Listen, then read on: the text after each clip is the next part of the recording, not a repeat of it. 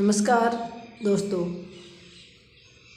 2015 का जो व्याख्याता का हम हेल्प प्रश्न पत्र कर रहे थे उसका अगला वीडियो लेकर आपके सामने हाजिर हूँ। आप सभी से अपेक्षा रखती हूँ कि आप बाकायदा अपनी तैयारी में बहुत ही बेहतरीन ढंग से जुटे हुए हैं। और पीछे के 2 वीडियो में हमने इसके जो हमारे सब्जेक्ट के क्वेश्चन हैं हिंदी के वो देख लिए हैं। अभी जो 30 क्वेश्चन साइकोलॉजी के आते थे पहले विषय के साथ, अब की बार आपके जीके के साथ आएंगे। उसमें से वो अब आज हम प्रश्न देखेंगे साथियों। एक प्रश्न पिछले वीडियोज़ में जो 148 का प्रश्न था, ओज गुण का संबंध किस रस से नहीं है। तो साथियों इसको मैंने ही गलत समझ लिया था प्रश्न का। आप सभी साथियों ने, कई साथियों ने इसका, अवोन जी हैं, अंजू जी हैं, एक पूनम कुमारी हैं, एक भजनलाल के नाम से आईडी है, वो बहन ही हैं शायद, उन्होंने एक दिन अपना नाम भी बताया था, मेरे ध्यान में नहीं है। और भी कई साथी हैं जिन्होंने स्पष्टीकरण दिया था इस प्रश्न के बारे में। और जितने भी मैं प्रश्न पूछती हूँ वीडियो में उन प्रश्नों का आप सभी उत्तर देते हैं। इसके लिए आप सभी को बहुत बहुत साधुवाद, धन्यवाद कि आपने वीडियोज़ को इतने अच्छे से सुना और इस प्रश्न को आपने समझा। मेरे से ही गलती हो गई थी, ये प्रश्न बिल्कुल सही था। ओज गुण का संबंध किस रस से नहीं है पूछा, इन्होंने मुझे उल्टा समझ में आया, मैंने सोचा है पूछा है। तो वीर, ओज गुण का संबंध वीर रस से भी है, विभत्स से भी है, रौद्र से भी है और भयानक से नहीं है। तो इसके लिए आप सभी का बहुत बहुत धन्यवाद, साधुवाद। बहुत खुशी होती है ये सब देखकर कि मेरे से जुड़े हुए सभी साथियों की तैयारी बहुत ही अच्छी चल रही है। और जब परिणाम आएगा तो बहुत सारे साथियों का उसमें सिलेक्शन होगा, चयन होगा, तो बहुत ही खुशी होगी। उस पल का मैं बेसब्री से इंतज़ार कर रही हूँ। चलिए साथियों देखते हैं साइकोलॉजी के प्रश्न। सूझ द्वारा सीखने के समाकृतिवाद के प्रवर्तक थे। तो समाकृतिवाद को ही हम साथियों समग्रवाद भी कहते हैं। तो इसके वर्दीमर, कोफका एवं कोहलर थे। एक बालक जिसकी मानसिक आयु 12 वर्ष है तथा कालानुक्रमिक आयु 10 वर्ष है, उसकी बुद्धि लब्धि क्या होगी। तो उसकी बुद्धि लब्धि जो है साथियों, इन्होंने वैसे तो शायद 120 होनी चाहिए, लेकिन फिर भी इन्होंने जो है स्टार लगा रखा है। इस प्रश्न को आरपीसी ने डिलीट किया है। अगला प्रश्न है, शिक्षा मनोविज्ञान है। तो शिक्षा मनोविज्ञान एक अनुप्रयुक्त विज्ञान है। मानव विकास परिणाम है। तो मानव विकास वंशागति एवं वातावरण, ये दोनों ही कारकों का परिणाम है, क्योंकि मानव विकास में वंशागति भी महत्वपूर्ण अपना रोल निभाती है और वातावरणीय कारक भी बहुत ही महत्वपूर्ण होते हैं।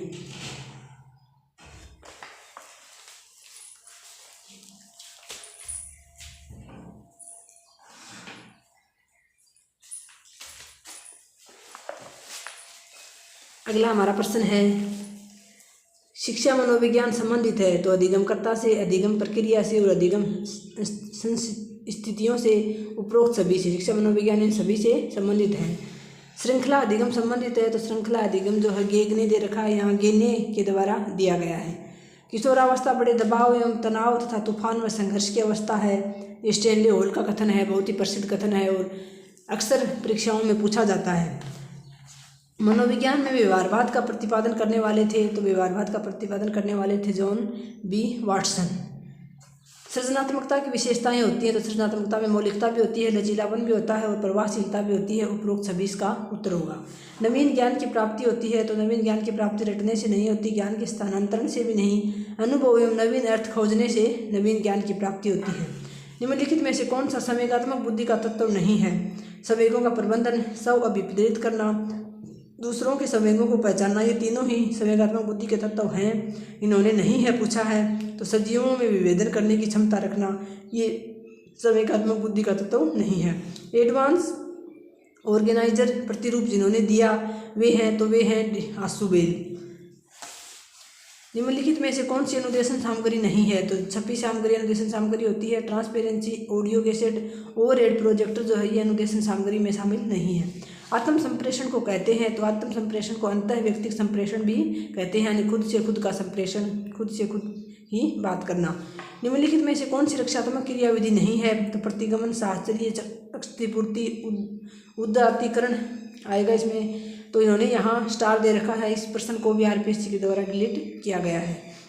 वीडियो कॉन्फ्रेंसिंग को निम्नलिखित प्रकार के संचार में वर्गीकृत किया जा सकता है। तो वीडियो कॉन्फ्रेंसिंग को दृश्य सर्वे दोनों तरफा में शामिल किया जा सकता है, क्योंकि वीडियो कॉन्फ्रेंसिंग में देख भी सकते हैं और सुन भी सकते हैं। कंप्यूटर वायरस है, तो कंप्यूटर वायरस क्या होता है? एक सॉफ्टवेयर होता है, सूचना संप्रेषण तकनीकी में सम्मिलित है। तो सारे ही हैं ऑनलाइन सीखना, वेब आधारित सीखना, सृष्टि के माध्यम से सीखना, यानी सुनकर और देखकर सीखना।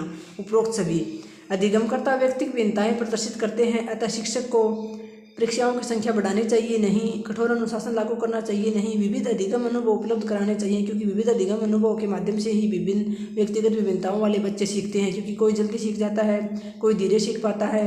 तो विविध अधिगम अनुभव उपलब्ध कराने चाहिए एक शिक्षक को।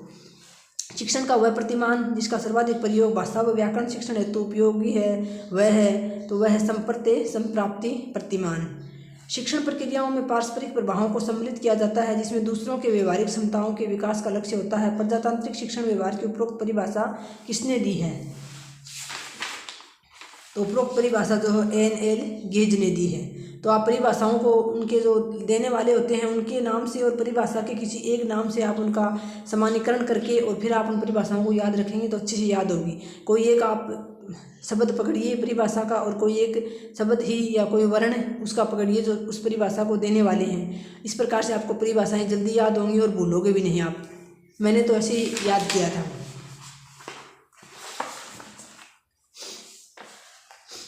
जिन प्रतिक्रियाओं को सीखने के उपरांत संतुष्टि प्राप्त होती है उन्हें सीख लिया जाता है। तो ये किसका नियम है? प्रभाव का नियम है।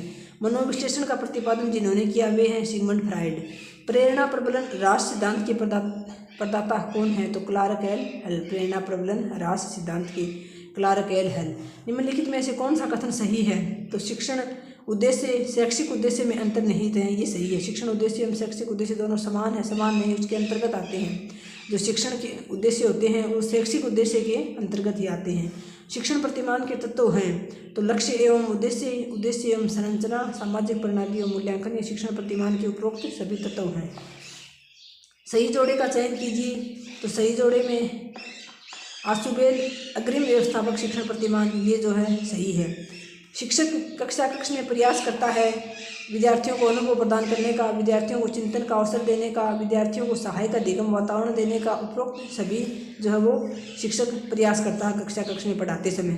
विद्यार्थियों को अपने अनुभव भी देता है, विद्यार्थियों में उनको खुद के चिंतन का अवसर भी देता है और सहायक अधिगम वातावरण यानी उनके सीखने में जो वातावरण सहायक होता है वो भी देने का प्रयत्न करता है। निम्नलिखित में से कौन सा युग्म सही नहीं है? तो वाटसन व्यवहारवाद से संबंधित हैं, जॉन ड्यूई संरचनावाद से संबंधित नहीं है, जीन पियाजे संज्ञानात्मक विकास से संबंधित हैं और वर्दिमर गेस्टाल्टवाद से संबंधित हैं। मानसिक स्वास्थ्य का लक्षण नहीं है तो सहनशीलता मानसिक स्वास्थ्य का लक्षण है। सामंजस्य की योग्यता, आत्मविश्वास तीनों ही मानसिक स्वास्थ्य के लक्षण है। अपरिपक्वता जो होती है वो मानसिक स्वास्थ्य का लक्षण नहीं है। अपरिपक्व है अभी तो संपूर्ण रूप से मानसिक स्वास्थ्य उसका भी विकास हुआ नहीं है मानसिक स्वास्थ्य का। तो ये थे साथियों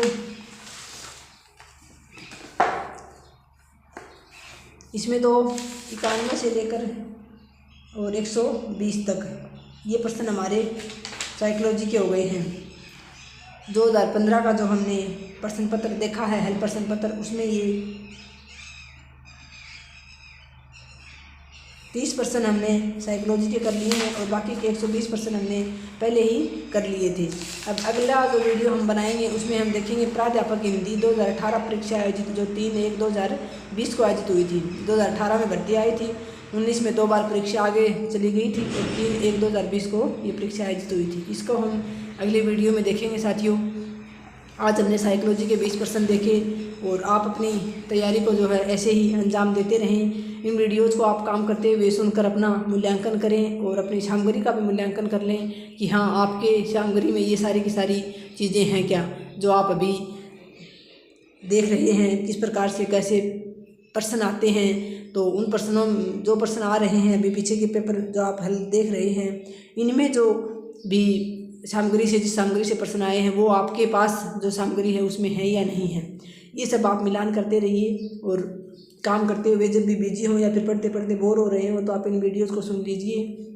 बाकी आप अपनी किताबों से आपकी सामग्री से अपने नोट्स से बार बार रिवीजन करिए। जितना ज़्यादा आप रिवीजन करेंगे उतना ही आप जो है सफलता के नज़दीक जाएंगे। और वीडियो देखने के लिए आप सभी का बहुत बहुत धन्यवाद। आप प्रश्नों का उत्तर भी देते हैं इसके लिए भी आपका बहुत बहुत धन्यवाद।